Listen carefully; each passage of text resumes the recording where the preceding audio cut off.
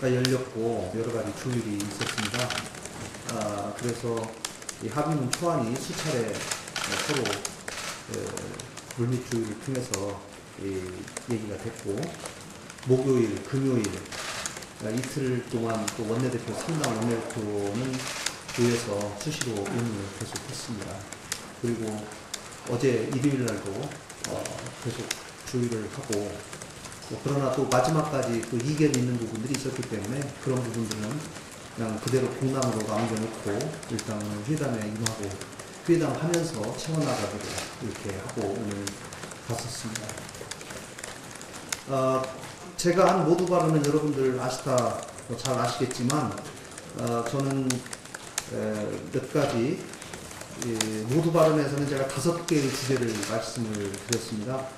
2분으로 제한이 되어 있었기 때문에 제가 존중하는 의미에서 첫 번째는 일자리 문제, 민간에서 일자리 만드는 것의 중요성, 특히 공공 부분의 덩치를 키우는 것의 문제점에 대해서 지적을 했고요. 또 최저임금 인상, 내년도 인상분에 대한 철회 내지는 시행 시기를 연기하는 문제에 대해서 진지하게 검토해 주실 것을 부탁을 드렸고, 세 번째는 공공부문의 고용세습과 채용비리 문제를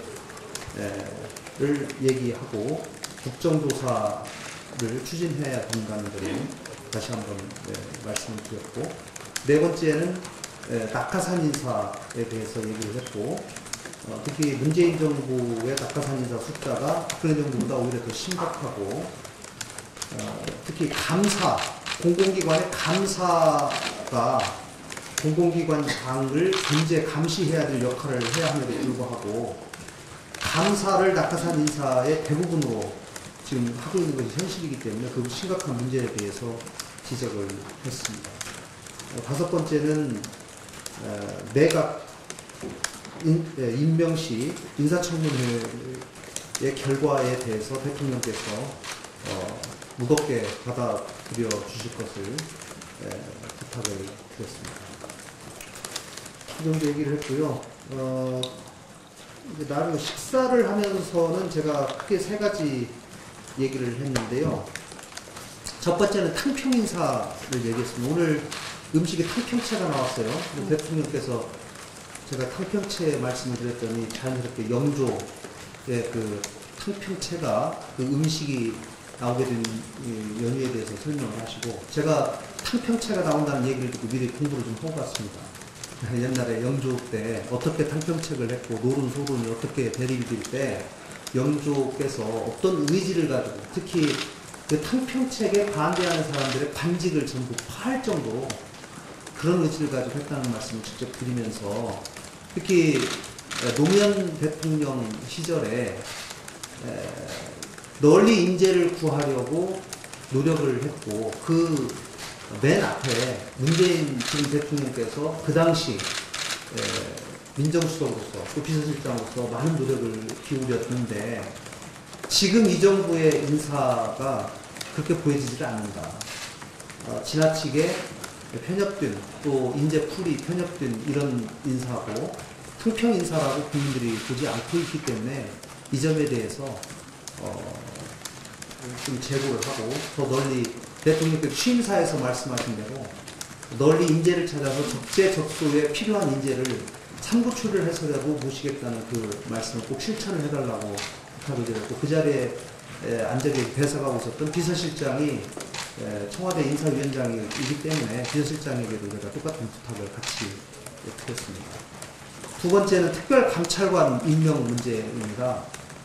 지난번 여야 상설협의체 8월달에 회동에서 제가 이 문제를 대통령께 말씀드렸더니 대통령께서 여야가 합의해서 임명을 해주면 특별감찰관 임명하시겠다 말씀을 하셨고, 그러나 지금 여당은 공수처 법안이 통과되면 특별감찰관이 필요 없기 때문에 지금 계속 그 핑계를 대면서 유보하고 있습니다. 그런데 공수처 법안은 또 통과될 가능성이 있느냐? 자유한국당의 반대로 지금 언제 논의가 될지 통과가 될지 사실은 전혀 예측이 어려운 상황이기 때문에 제가 과거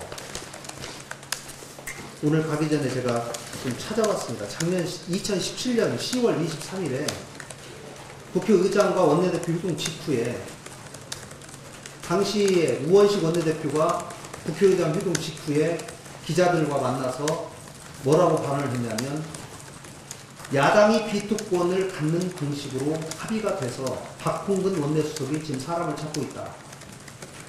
여당이 추천하고 야당이 비토를 해서 최종적으로 여야 합의로 3명을 추천하고 청와대에서 최종 결정하는 방식으로 원내수석 간의 합의가 이루어졌다. 이렇게 당시에 얘기를 한 바 있습니다. 그래서 제가 이 얘기를 그대로 했습니다. 대통령께. 상황이 이렇기 때문에. 근데 계속 공수처법 통과만을 기다릴 수만 없다. 대통령을 위해서라도 또 문재인 정부의 건강한 견제와 또 성공을 위해서라도 특별감찰관은 현행법에 따라서 하루속히 임명하는 것이 맞겠다 라고 하고, 제가 중재안으로 특별감찰관을 임명하면서 만약에 그 이후에 공수처 법안이 통과가 된다고 하면 특별감찰관의 임기를 공수처 법안이 정식으로 발효되는 시점으로 단축하는 것도 저는 고려해 볼 수 있다라고 하는 점을 제가 홍영표 대표에게 얘기를 했습니다. 앞으로 이 부분을 이번 정기국회에서 본격적으로 의논하고 협상해 나가도록 하겠습니다. 제가 신재생 에너지 단지에 관해서 민평당에서 특히 오늘 그 반대 성명도 내고 이 부분에 관한 좀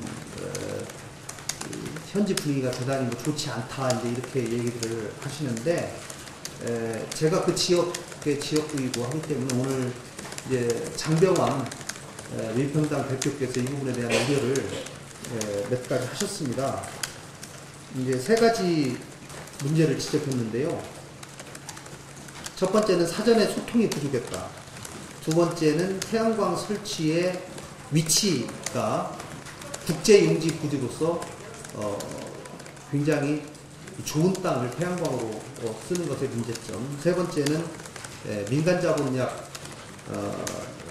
10조 원 정도를 유치한다고 그러는데 이 대기업의 특혜가 집중될 우려가 있다라고 하는 이 세 점에 대해서 지적을 하셨고, 이 부분에 관해서 대통령께서 뭐 쭉 해명을 하셨습니다. 하셨는데 태양광 설치 그 위치 문제는 제가 볼 때는 앞으로 이 결정하는 과정에서 유휴부지 또 비교적 쓸모가 없는 땅, 이런 땅들을 주로 이용해서 태양광 설치될 거라는 점을 저도 그렇게 주장을 하고 있고, 정부도 대통령께서도 그런 방향이라고 이해를 하고 계셨고, 사전 소통 부족 문제는 앞으로 소통을 더 강화해 나가겠다. 또 대기업에 대한 특혜 우려는 대기업이 참여하는 부분이 있고 중소기업 또 지방기업 또 지역에 있는 협동조합들이 참여하는 다양한 태양광 프로젝트가 있기 때문에 그런 점을 통해서 해소해 나가겠다라고 얘기를 했고, 저는 정부가 신재생 에너지의 메카로 생각을 하고 있다면 태양광과 풍력에 관한 국가 연구 개발 기관, 특히 연구기관을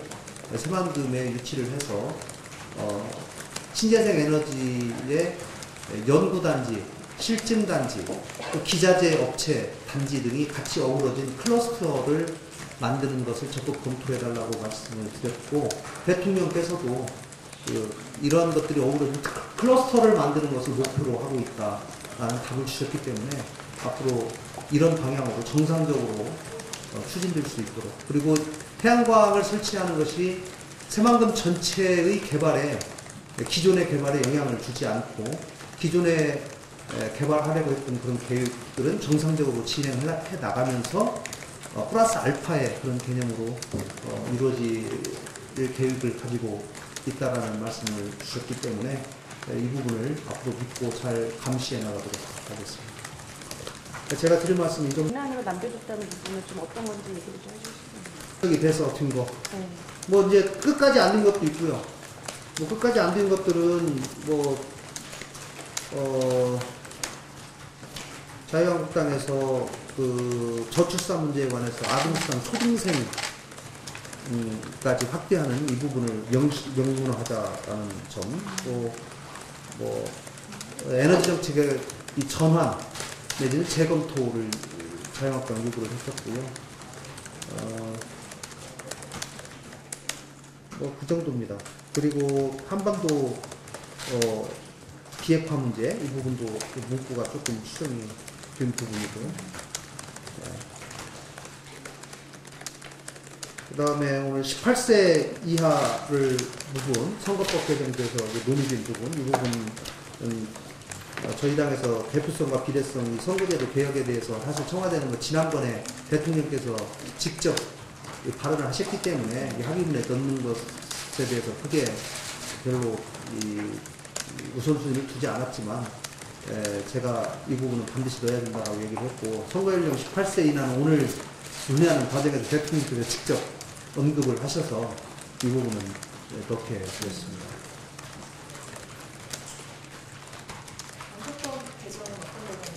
방송법 개정안은 저희 당에서 그동안 계속 주장을 해왔고 사실 민주당이 과거 야당일 때 당시 국민의당 의원들, 정의당 의원들 같이 165명이 박홍근안을 제출을 했고 그 원안 통과를 그동안 지속적으로 우리 당에서 주장을 해왔지만 뭐 그동안 KBS 사장 선임 문제 등이 얽히면서 계속 지연을 해온 것이 사실입니다.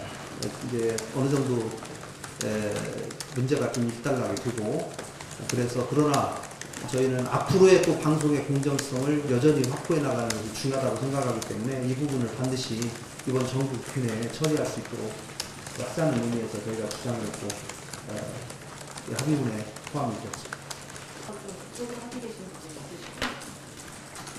아까 제가 말씀드린 재검토를 주장을 했는데 이게 합의문에 전혀 합의가 되기 어려웠고 오늘 이제 현장에서 얘기하면서 그래도 대통령과 여야 원내대표들 간에 합의된 문구가 이제 이렇게 나오게 된 겁니다. 정부의 에너지 정책을 기초로 해서 원전 기술력과 원전 산업의 국제 경쟁력을 유지 발전시키기 위한 여러 가지 정책을 추진하는 것을 이렇게 하게 됩니다.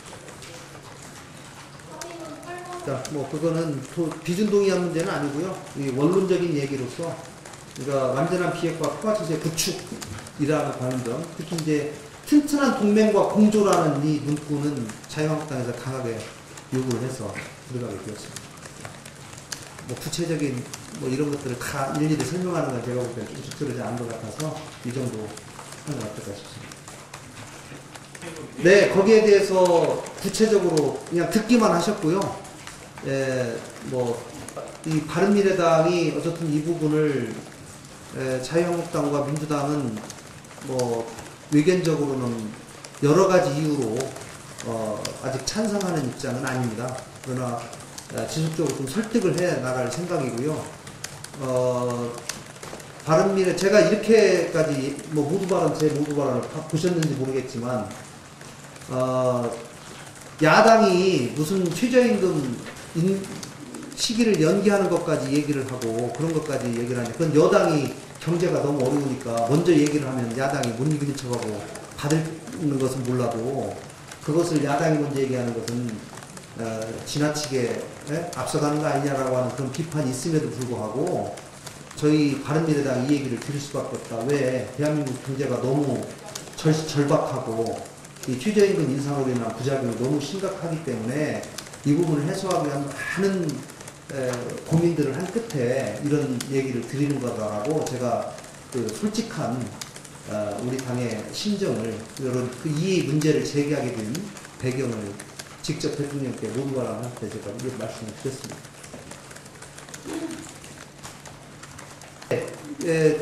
직접은 안 했고 거기서 인사하는 과정에서 그런 실질적인 시장경제주의자가 임명돼서 신호를 주면 좋겠다라는 말씀을 드렸고 제가 쭉 또 전부 다 말씀 못 드린 것들이 좀 있어서 그런 것들을 전부 제가 오늘 사실 정리를 해서 좀 봉투에 담아서 제가 나올 때 대통령님한테 따로 드렸습니다. 그리고 꼭 좀 읽어보시라고 하고, 제가 쭉 나오면서 자세히 뵀어요. 이 봉투를 어떻게 본인이 직접 가져가시는 어떠냐 했더니, 잠시 옆에 의전비서관한테 맡기시길래 제가 그 의전비서관이 누군지 제가 알기 때문에 나오면서 전화를 해봤더니 대통령님한테 직접 전달했다는 걸 제가 확인했습니다.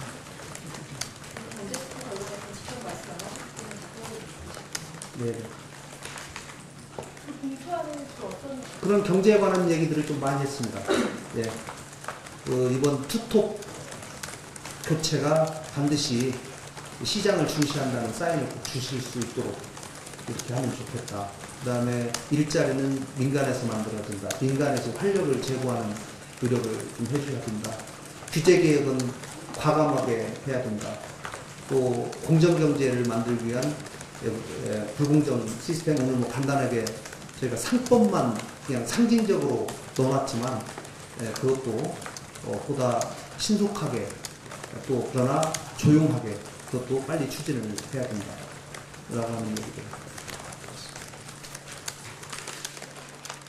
뭐 국정조사는 국회에서 김성태 대표나 저는 계속 국정조사를 좀 얘기를 했는데 어쩌든지 국정조사에 대해서 대통령께서 뭐 명시적으로 말씀은 안 하셨고, 국정조사는 국회에서 정해서 할 일이고, 다만 정부는 정부에서 할 일대로 해야 될 일이 있기 때문에 감사원의 감사를 늦어도 1월 말까지는 꼭 완결되어서 2월 초에는 발표할 수 있도록 하라고 그렇게 지시를 해두라고 말씀을 하시면서 그러한 일정 등을 고려해서 국정조사를 서로 논의할 때 참고하시라고 이렇게 말씀하셨습니다.